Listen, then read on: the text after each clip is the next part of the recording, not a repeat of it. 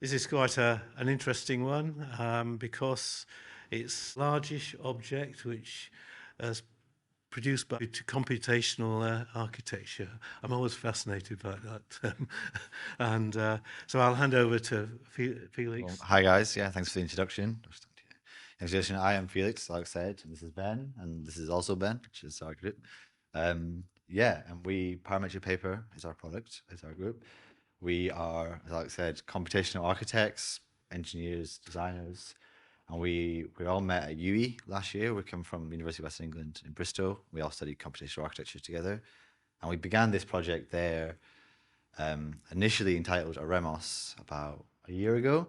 And it was initially a response to a brief of sort of office space divider. So if you guys have seen it, you might see it. It's quite large in scale. It creates a space, but we were looking specifically at creating a device that would help with acoustical manipulation and visual in terms of the transfuse of light and different transparency to create privacy and connection with the environment while still dividing spaces. Our narrative, our functionality completely shifted from this functional object to this sensorial object.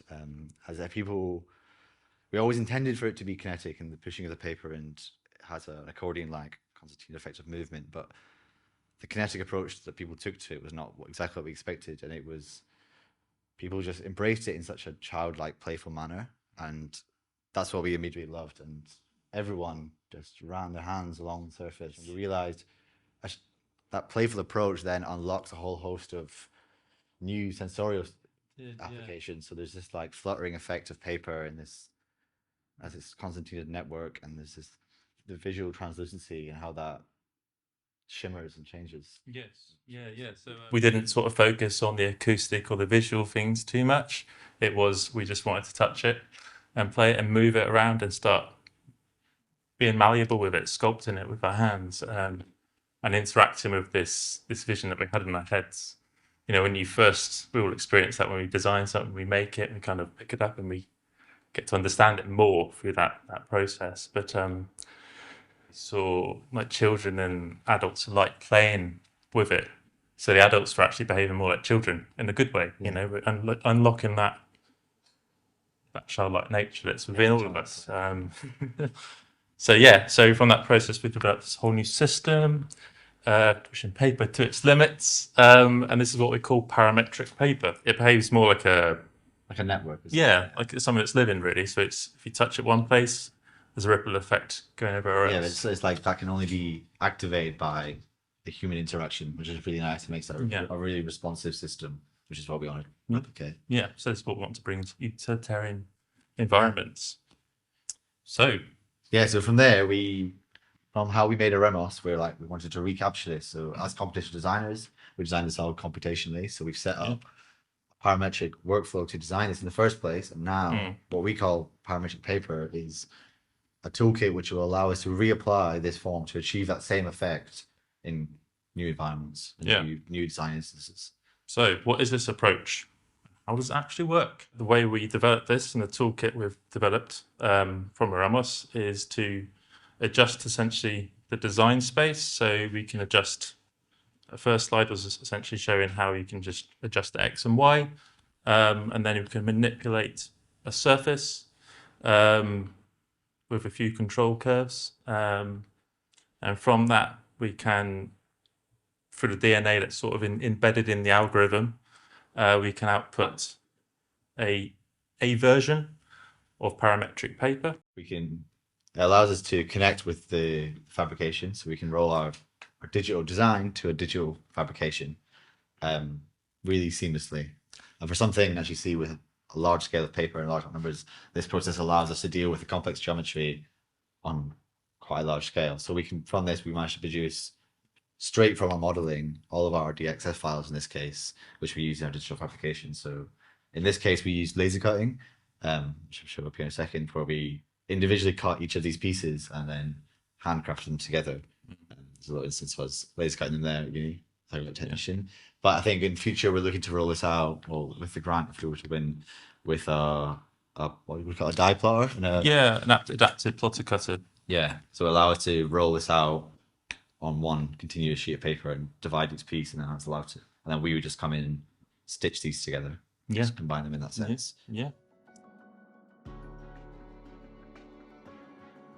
Aremos was the product of a design research where we played with and explored the effects of colour, light, sound, material and physical form, evaluating the impact on user stimulation.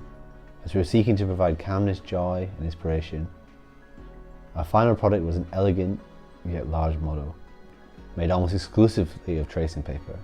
Our model was dictated by sculpture with waving curves which we'd optimise for interaction, transfusion of light and for acoustic properties.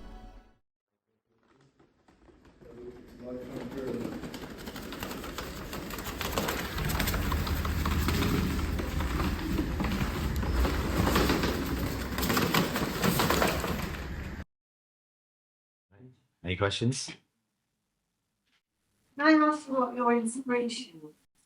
What inspiration was? Well, we obviously started off with that brief with the acoustic office space divider, and then we looked at other concertina structures and realized that this was achievable with paper. This great adaptability, foldability, and then we looked So at it came out of an initial brief to divide a space. Yes, and then yeah. we had this and then so that's why we created this space divider, and then as we transferred this narrative when we realized that what we couldn't realize in the digital form until we had it in the physical form, transformed our narrative. Yes. Because a lot of it was about being dynamic, so adapting to the way we might use an office space. Like the way that's being used, office spaces is changing very quickly with this. What happened with COVID, hybrid working environments. So there's a lot of shift towards that, but then how you might divide a room could change within the day.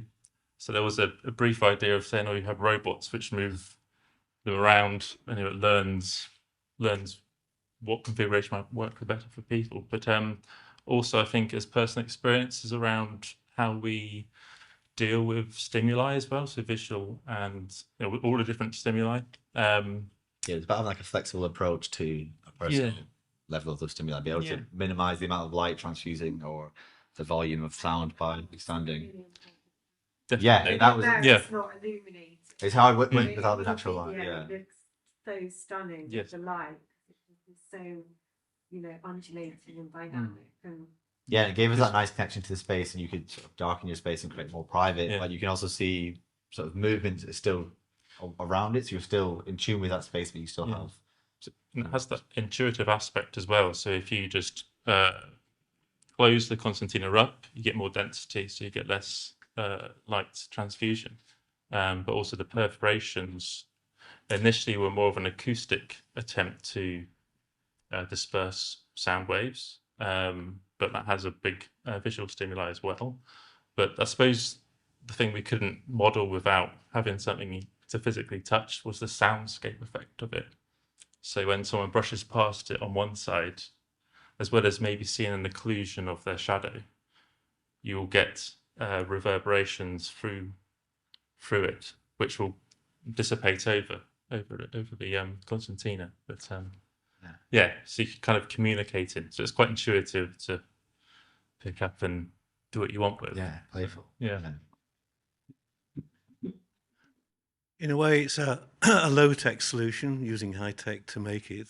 It could be a high-tech solution in the sense that coatings are coming about which are electroluminescent. So you could coat the paper with something with an electric charge through it, would glow.